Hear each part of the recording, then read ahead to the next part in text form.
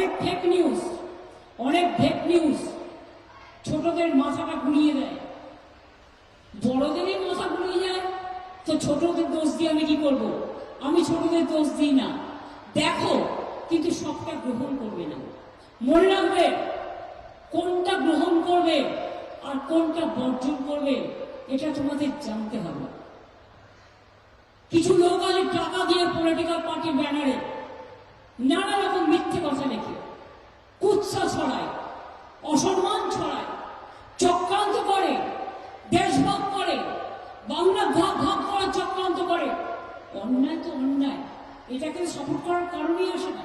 কিন্তু বলুন তো, একটা অন্যায়ের বদলা নিতে গিয়ে তুমি আরেকজনকে জ্বলন্ত জীবন্ত পুড়িয়ে মারবে, এটা কিসের রাজনীতি? এটা কিসের রাজনীতি?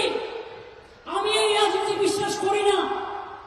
আমি যে রাজনীতি বিশ্বাস করি, আমি ছোট্টবেলা থেকে ছাত্র জীবন থেকে রাজনীতি করি, আর যতদিন বেঁচে থাকবো আমি মানুষের রাজনীতি করি এবং করব, এবং মাথা উঁচু করে চলবো, এবং বাংলা এগিয়ে যাবে, এটা আমার স্বপ্ন।